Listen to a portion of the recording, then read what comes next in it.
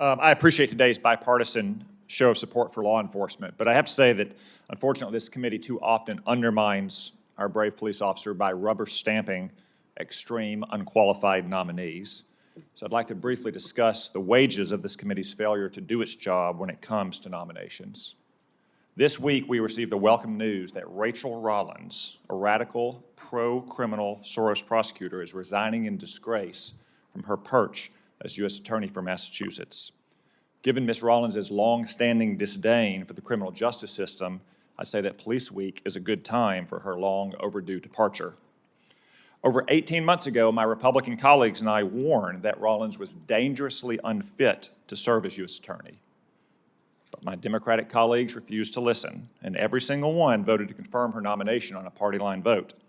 It was the first time in 28 years that we held a roll call vote on a U.S. Attorney nominee. Many of our Democratic colleagues accuse Republicans of partisan obstructionism.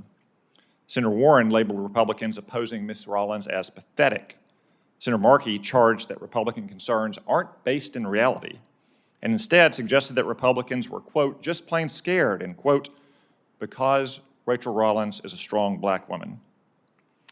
The chairman issued a statement that Republicans were disrespecting the role of home state senators and disregarding the vital role U.S. attorneys play in our justice system, and dismissed our concerns.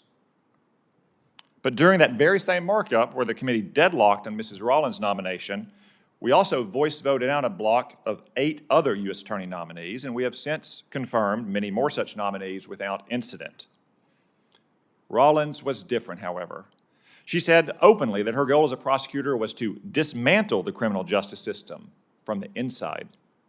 As a district attorney, she refused to allow prosecutors to enforce laws against fentanyl trafficking, breaking and entering, resisting arrest, or malicious destruction of property, among other crimes.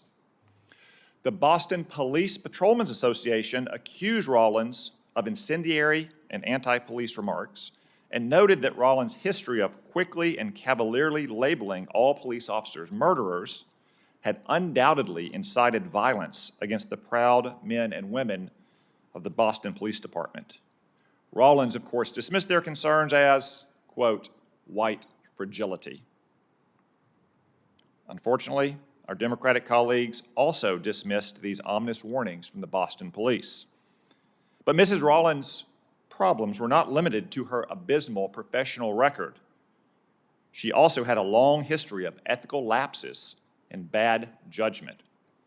We learned of a truly bizarre case of road rage where Rollins forced another vehicle out of a merge lane, threatened the driver, turned on sirens that for some reason she had in her own vehicle, and then sped off through a red light.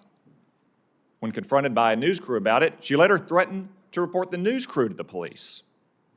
Our Democratic colleagues ignored these red flags, and every Democrat, again, voted in favor of her nomination.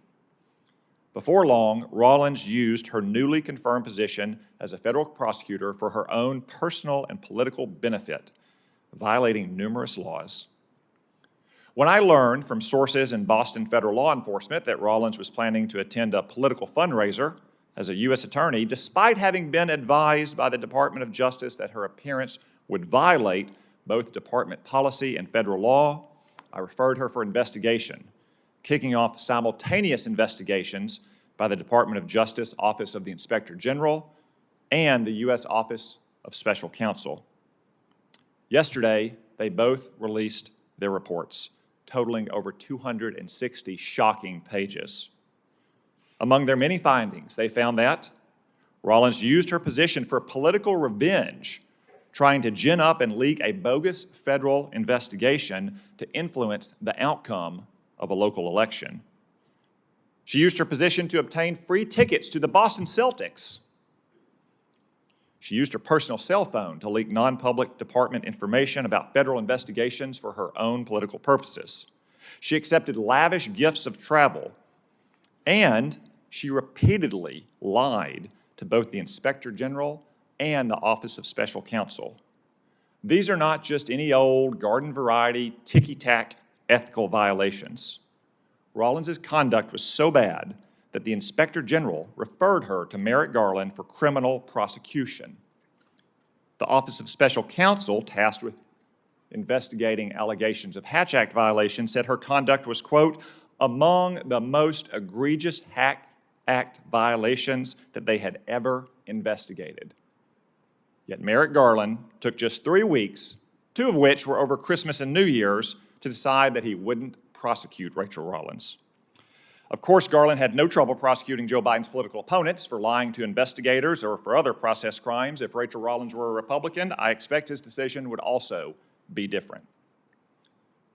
So it's good to see some of our colleagues finally coming around to the light of the indisputable proof of Rollins' unfitness for office.